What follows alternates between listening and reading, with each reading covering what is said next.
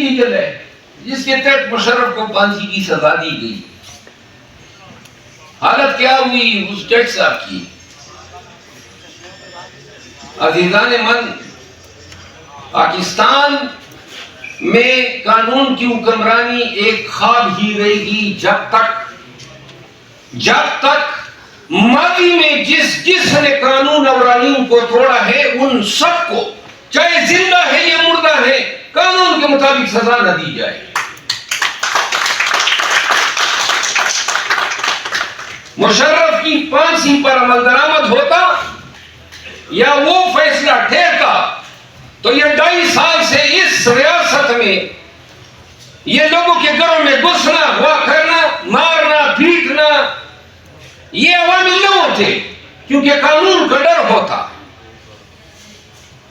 اور آپ اللہ کی شان دیکھیں کہ جو اپنے وقت میں ہر کوئی شخص طاقت کے بلبوتے پہ، چاہے وہ جرنیل ہو چاہے وہ جج ہو، غازی فائز عیسیٰ کی تمکنت ابھی بھی ہم نہیں بھولے. اس کا تکبر، اس کی عوام کے ساتھ، وکلاء کے ساتھ بے رخی، بدتمیزیاں. اللہ کی شان ہے جو اپنے عدالت میں لوگوں کی توہین کیا کرتا تھا، آج دنیا بھر میں خود توہین اس کے ساتھ ہو رہی ہے اور شاید یہ مرتے دم تک اس کا مقدر ہوگی.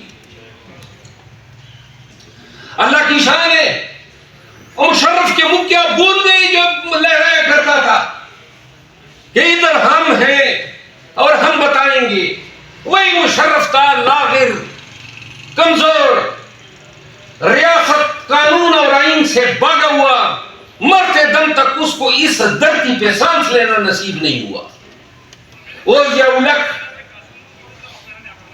جس کی وہ جنگلی بیڑ کی طرح وہ دان تھے، بول گئے کہ جب مرا آج بھی ہمیں علم نہیں ہے کہ فیصل مسجد میں اس کے قبر میں جو ہڈیاں پڑی ہیں وہ انسان کی ہے کہ کسی جانور کی ہے.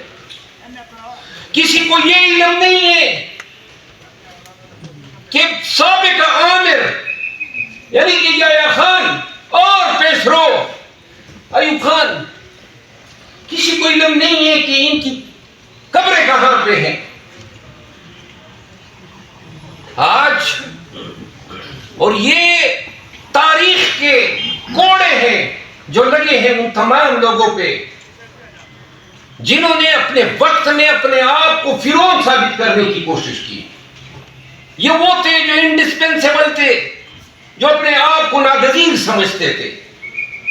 تو لہذا جس شخص نے اس پاک دھرتی کے لوگوں کے ساتھ، ان کے وسائل کے ساتھ، ان کے قوانین کے ساتھ جبر، ظلم یا تلوار کی کوشش کی، تاریخ نے ایسے ابرتناک کوڑے ان پہ برسائے ہیں کہ آج ان کے وجود کی ریو جو ہے، باقیات، وہ بھی کسی کو دیکھنے کو نہیں مل رہی.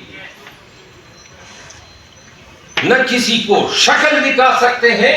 اور یہ بات جرنیلوں تک محدود نہیں ہے، ججوں کی مثال لیں. یہی افتخار چودھری، مجھے یاد ہے 2013 میں جو صدر تھا، یہ جب ریٹائر ہو رہا تھا تو کسی نے کہا اسلام آباد بار ان کے لیے کھانا کرے گی، تو میں نے کیبنٹ کو کہا آئے گا تو میں اس کو گندے انڈے ماروں گا، اور نہیں آیا. افتخار چودھری یعنی کہ کتنا بڑا فرعون بن گیا تھا. پھر ثاقب نثار کو ہم نے دیکھا، بنگیال کو دیکھا، کھوسا کو دیکھا، یعنی کتنے چوٹے ثابت ہوئے اتنے بڑے مناصب پہ براجمان لوگ. اور پھر قاضی فائز عیسیٰ کی شکل میں ہم نے سب سے بڑا عدالتی خبیث دیکھا. یہ منصف،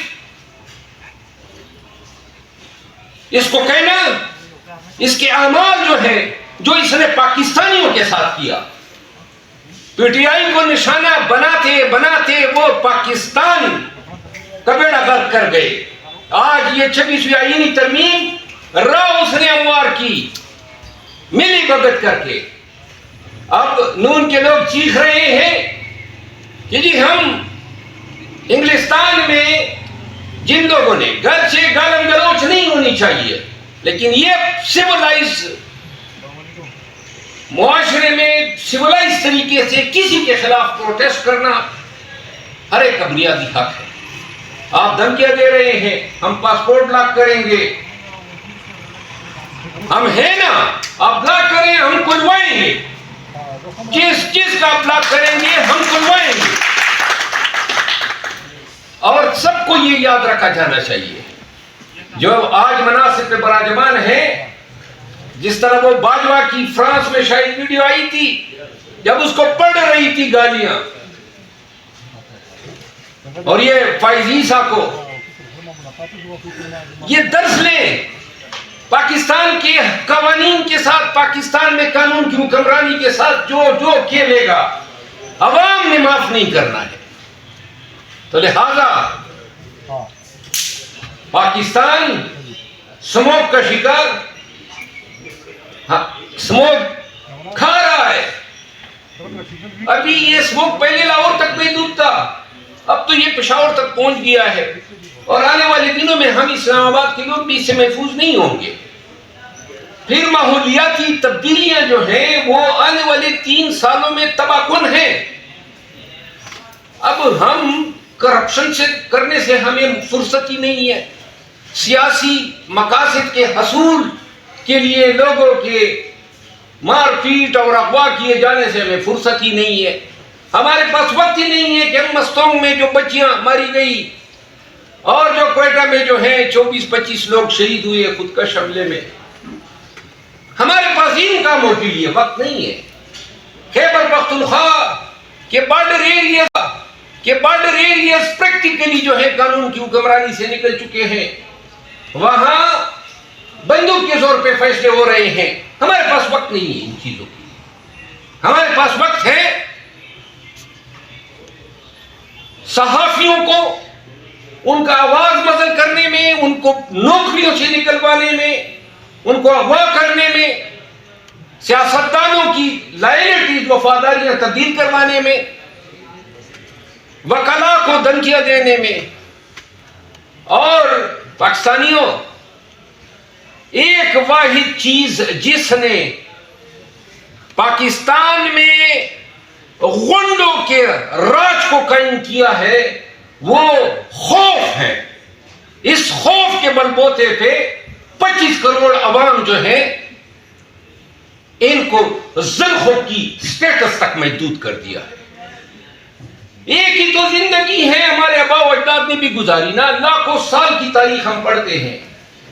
تو جب یہ ایک زندگی ہم نے ڈر ڈر کے اور خوف سے اور سسک کے گزارنی ہے، تو جو تاریخ میں جن لوگوں نے نام رقم کیا ہے، کیوں کر ہم نہیں دے سکتے ہیں؟ نیگورو قراباغ کی تاریخ پڑھیں، عراق کی تاریخ پڑھیں، ترکوں کی تاریخ پڑھیں، رومنوں کی تاریخ پڑھیں، ماضی میں زیادہ نہ جائیں، کیوبا کی تاریخ پڑھیں، چی گویرا کو پڑھیں، فیڈل کاسٹرو کو پڑھیں، صدام حسین کو پڑھیں۔ اب اثر مثال دیتا ہوں، ایران کو دیکھ لیں۔ پرسوں خبر چل رہی تھی کہ پاکستان کے اثاثے جو ہیں وہ 2 مہینوں کے امپورٹ کو جو ہے ہم افورڈ کر سکتے ہیں، 2 مہینے۔ ایران جو ہے سن 1979 سے 1979 جب خمینی کا انقلاب آیا، آج تک دنیا کے سینکشنز کو بھگت رہا ہے۔ نہ دوائیں اس کے پاس جاتی ہیں، نہ کوئی تجارت کر سکتا ہے، نہ کوئی ان کو پیٹرول خرید سکتا ہے۔ کیا قوم ہے، ڈٹی ہوئی ہے، 50 سال سے زائد گزار لیے۔ اب ان کا سیمنٹ، ان کا سریا، ان کا پیٹرول، ان کی دوائیاں پاکستان میں اسمگل ہو کے آتی ہے، اور قیمت جو ہے کوالٹی میں بہتر، اور قیمت پاکستان کے سریے اور پاکستان کی سیمنٹ سے سستی۔ کیا قوم ہے؟ قومیں تو ایسی بنتی ہے۔ ہمارے ہاں 10 سپاہی یا رینجر والی لاٹھی اٹھائے آتے ہیں اور ایک اژدہا میں لوگوں کا بھاگ رہا ہے، بھاگو بھاگو۔ تو بھائی کوئی اسرائیل ہے؟